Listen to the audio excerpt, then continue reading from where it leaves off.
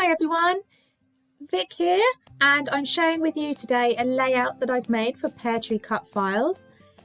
And as you'll see as I go along, it took quite a few twists and turns. Don't know what was going along with my brain at the time, but yes, so apologies for it being slightly longer than my normal movies that I make. So I've got this photograph from Easter Sunday this year. We'd just come out of lockdown in the UK and it was my youngest birthday weekend, so super excited. My parents drove all the way up from Devon for the day on Easter Sunday, and I love this photograph of them with my two daughters, so I had to scrap it. I couldn't wait to scrap it.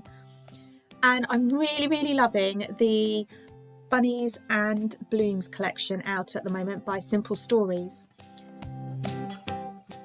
And what I wanted to do was create my own background here. So I'm using some Vicky Boutin mixed media paper just because it's thicker, and I'm going to add some water to my page.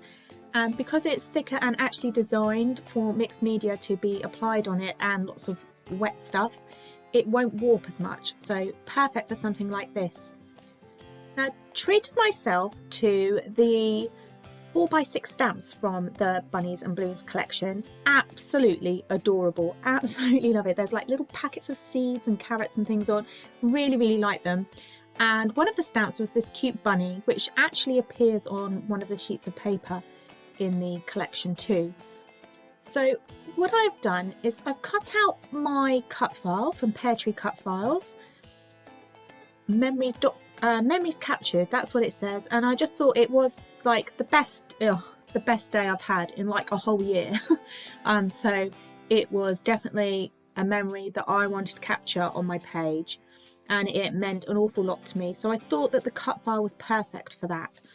Now I've marked where it was on my paper with a pencil, and then I've stamped that bunny image all over the background there.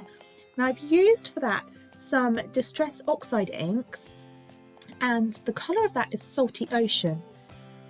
And I just thought the blue went really nicely with the colours in the collection, because there's lots of blues and greens and pinks.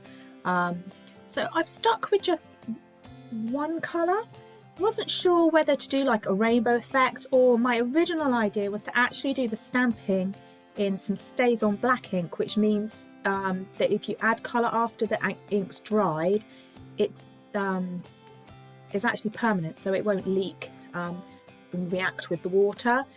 But I thought that actually for the papers in the Simple Story collection, that maybe a black ink would be too dark and too prominent, and take away from the softness and spring vibes that I wanted to achieve on my page. So that is why I used the Distress Oxide ink. And the beauty with that ink is that it's water soluble, it reacts to water.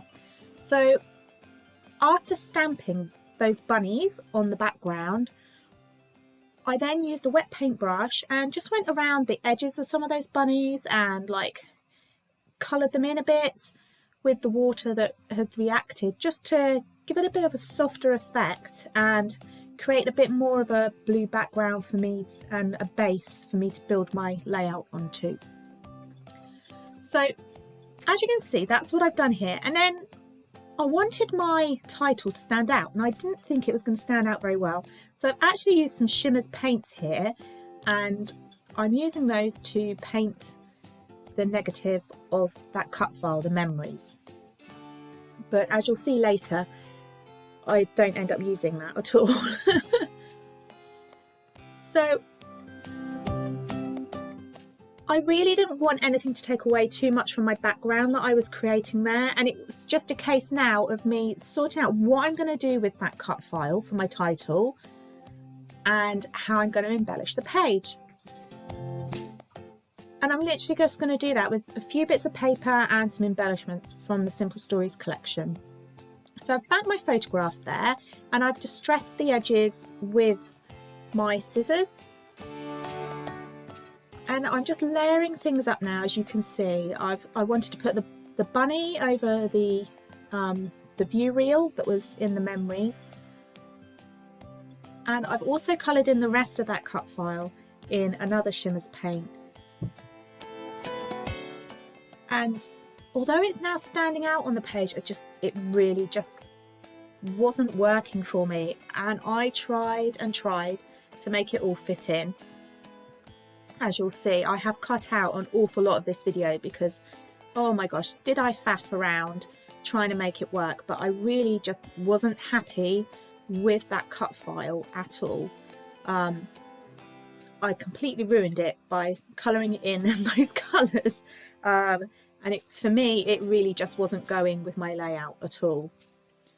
So as you can see, I'm trying to get everything to fit in. I've cut the big bunny out of one of the journaling cards from the paper and some of the smaller bunnies from the bunny paper. I thought they were quite cute, all linked together at the bottom left there, like a little family, because that's what my page was about, family and catching up with people.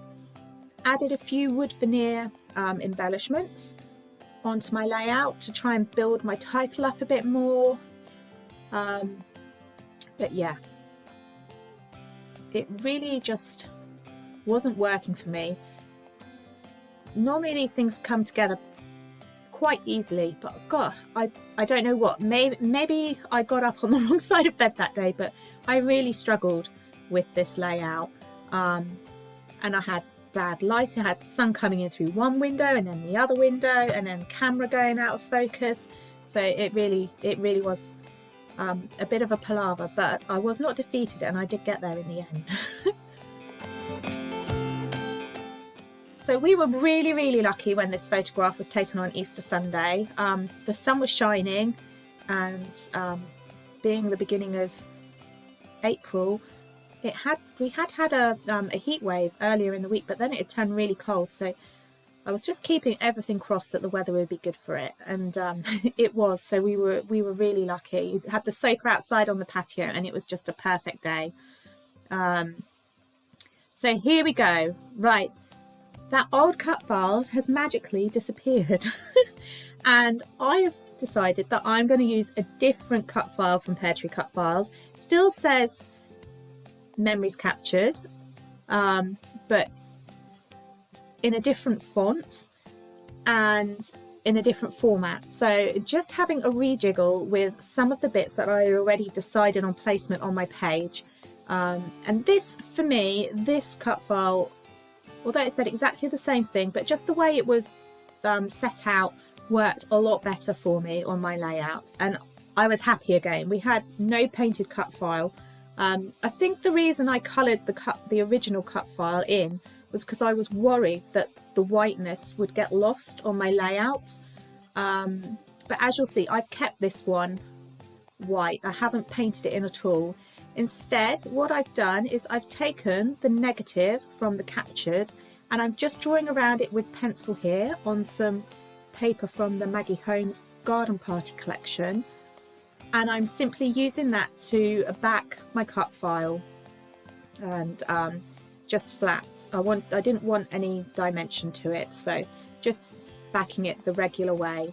So you literally just the tiniest bit of glue on the back of your cut file, and you can stick them on if you draw around it that way first, and just trimming off the few little extra bits that weren't needed there. And that lilac colour, to me, the Maggie Holmes Garden Party collection and the Simple Stories Bunnies and Blooms collection go quite nicely together, so it was fine in my eyes to overlap. And I loved this purpley colour that I've used here from that paper. It went really nicely. It wasn't too in your face, but it kept that fresh, soft feel that I was trying to achieve on my page.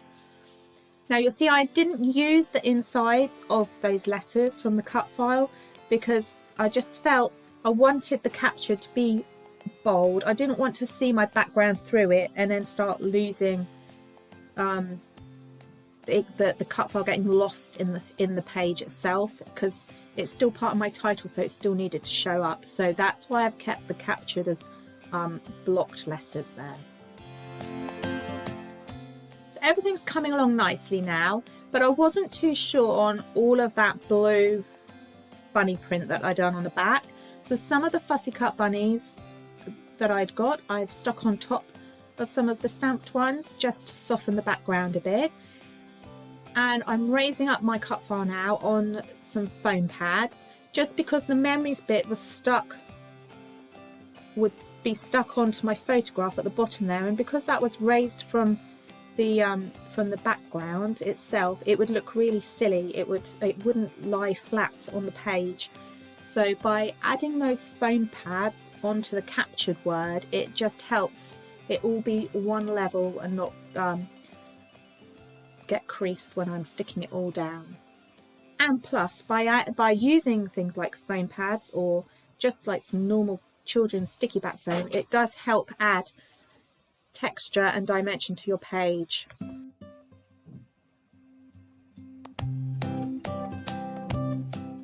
So just having a look to see if I can fit some of the stickers on, the Brad stickers, but decided I didn't like that. So I'm adding some colour now to my wooden veneer embellishments, and they're from Elle's Studio. They're like a spring collection, so perfect for this, and Shimmer's paints are brilliant. I think I'm using them on pretty much every layout at the moment. Perfect for backgrounds, colouring in cut files, paint splatters, you name it, and also for wood veneer. They cover them really, really nicely and give such a pretty shimmery effect. So I've coloured in the words and the florals with the shimmers going peach side, and then one of those veneers had little leaves, so just using the key lime shimmers to colour those on and leaving them to the side just whilst they dry. So for me, the background was still looking a little bit plain, so you can see here me just trying to fill in some of those spaces so that my cut file stands out just a little bit more from the background. Because I've kept it white with a pale colour, I felt it was just still getting a little bit lost on that page, and just trying to work out how else I'm going to embellish my page and bring it all together. And I wasn't too happy about where that bunny was down the bottom, so I didn't like the white space behind his ears between him and the cut file. And I fussy cut out this little daisy bush from one of the journaling cards, and that filled in the gap really nicely, but I didn't want to lose the left side of the bush there that says daisy. So what I've done is I've been a bit savvy here, and it's fine to cut bits up to make them fit and work on your page. I've cut it in half so that I can fill in that gap behind the bunny's ears, and then also bring it out a little bit to the left of the bunny's head, and that to me then balances the embellishment cluster on the right of the bunny to that on the left now, and just helps bring it all together there. So adding a little bit more dimension again, just by using some foam pads. Now I normally use just children's cheap sticky back foam because I struggle to get the backings off of these foam pads. Like I said, everything that could have sort of delayed me in making this layout did, and one of the things I struggled with, I don't know what was wrong with me, but was getting those backings off of those foam pads. So any tips? I do normally use tweezers, so I don't even know why I didn't pull those out. So using some more stickers from the sticker sheet in that collection, that bunny basket just behind some of the cut file there just helped for the cut file to stand out again from the layout, so that worked really well. And cutting up some of the ephemera to fit my layout, and just picking words that really went with the day for me. So like scatter seeds of happiness, out in the garden, Easter day, all things that were relevant to me for the day. So now it's just a case of me finishing off, adding my journaling to my little journaling card to the left of that cut file there, and some sequins. And I also added another stamped bunny head to that bottom left corner just to balance my stamping out a bit. Now I haven't shown you all of that because my battery then ran out on my video as well, so I do apologise for that, but I hope you've enjoyed the video, and I'm sorry it went on for a bit longer than normal. Thank you very much for joining me. This has been Vic for Pear Tree Cut Files, and please give me a thumbs up or follow me if you like my videos, and I hope to catch you all again soon. Bye!